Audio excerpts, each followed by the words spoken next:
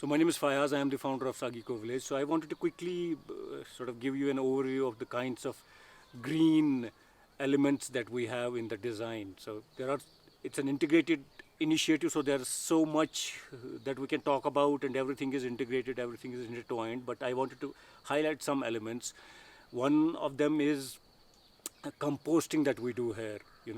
Everything from the kitchen residue to human waste to animal waste, and also agricultural waste is composted and reused in the farm. So that is one element. Then the other is there are various ways that we are trying to make use the limited amount of water that we have. Water has been a challenge for us, and also electricity, but water we have been able to really create some systems that help us reuse the water. For example, we have eco showers that the water goes directly into the ground and back into the farm, and we're also harvesting some of the rain water, trying to make the best use of that. And so that, and then we also have a small experiment going on about recycling or upcycling things. So we try to segregate the solid waste and then try to sort of create different kinds of uses for the things we accumulate, including plastic or rubber.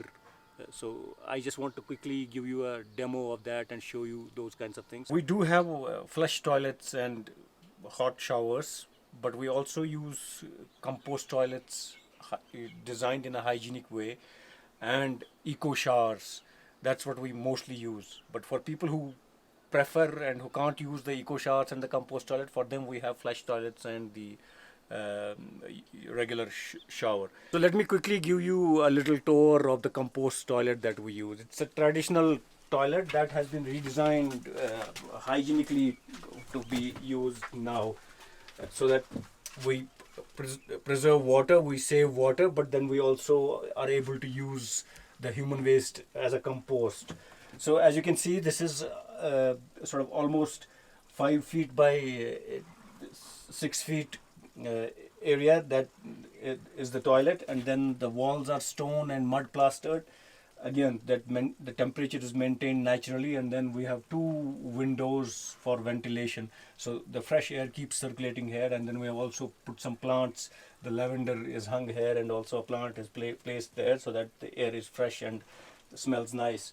And so this is the sawdust, and these are the clay balls that we use. So the way you use it, as the instructions say here, you just lift the lid, you sit on top of this, you use it, then you make use of the clay balls to clean yourself, or you can make use of the toilet paper. That's a choice you have. And then you put that into the drum. There's a drum underneath here.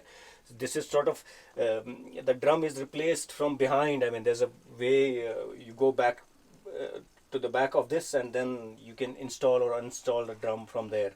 And then once you are done with that, then you put the sawdust over it to cover the compost, and then you replace the lid like this, and you're done. So then, number one, you are saving water. Number two, you are using the human waste as a compost. Once the drum is half full, it is replaced and it is sealed for about 3 months, and it turns into compost, and then it is used in the farm. So the residue from the kitchen, for example, the vegetable waste or the things that can be used as a bioenzyme, for example, lemons or onions or things like that are smelly and acidic. And then the trash is separated. For example, any plastic bits, things that can go into the compost, for example, the residue of tea. So they are all segregated right from the source in the kitchen, and then the greens are fed to the birds, the traditional Kashmiri chicken that we rear here. The acidic things are used to create bioenzyme, and the things that can become compost are put in a compost pit for further processing and turning into a proper compost that can be then used in the farm. So like I was showing you in the kitchen, this is the service area. Here also the waste or the residue is segregated the same way. So this is the compost pit. It has 2 sections. Once things are dumped into one, and wet things are put into it, and then they are covered with dry waste or residue from the farm or from the trees or from things like that. So that's how the layers accumulate: wet and then dry, wet and then dry. And once it processes, it takes a few months, and then the compost is taken out, like you can see there. That's how it turns out. This has been taken out from this pit, so one is empty, one is being filled, and this is what it becomes, which is then used in the farm, as I was showing you. So this is proper compost after getting processed and mixed. So it also has the animal residues, animal waste and animal residues from the farm, where we have chicken and goats. So we are also running a small experiment to try and learn how to use or reuse the solid waste. So we have a segregation sort of system where plastic, metal, paper and cloth and glass are sort of segregated and then reused as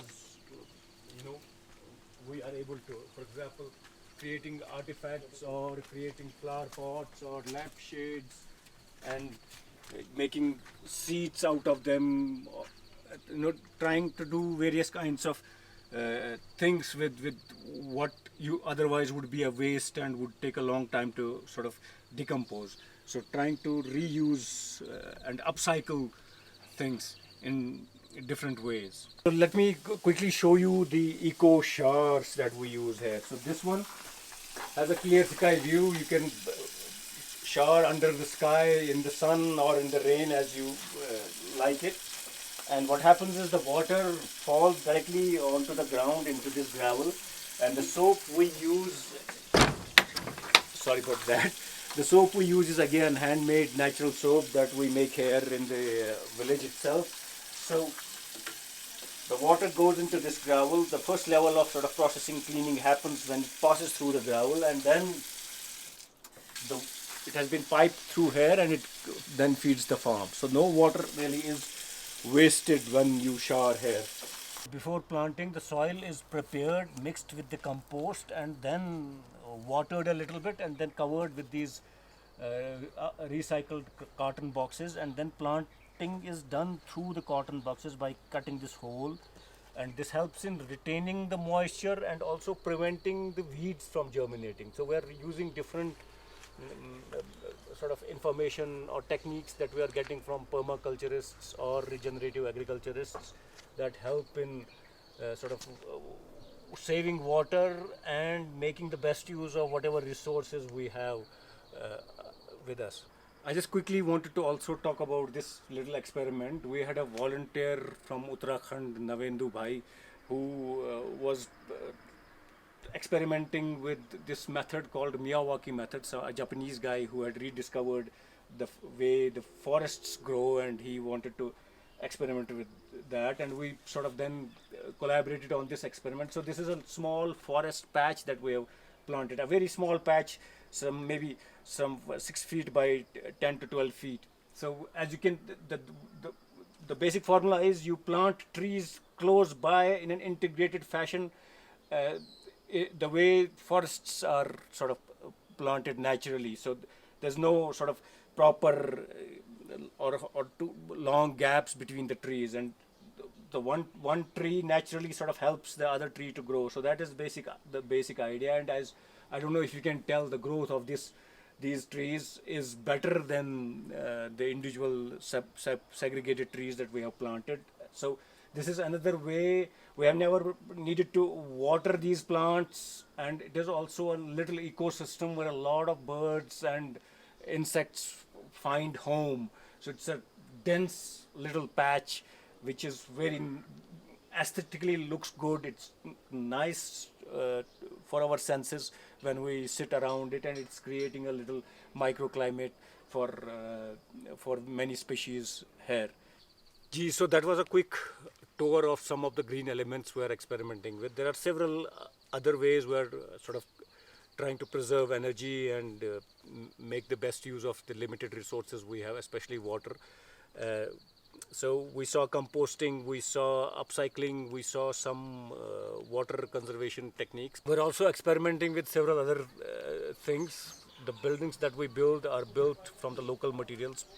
The available thing on this piece of land was stone. So thick stone walls, then mud plastered. So they naturally conserve energy. They are warmer in the winter and cooler in the summer. So we don't necessarily need a lot of energy to heat them up in the winter or cool them in the summer. So we almost rarely use fans here. So so there are different ways and means we are trying, and as I said in the beginning, this is an integrated experiment. So there are several other things we could be talking about, but primarily I just wanted to highlight a few elements to give you a sense of what kinds of things we are doing to conserve energy and to sort of make the best use of the limited resources that we have here. Hope you have enjoyed this video, and please let us know if you have any questions. Do get in touch. Thank you.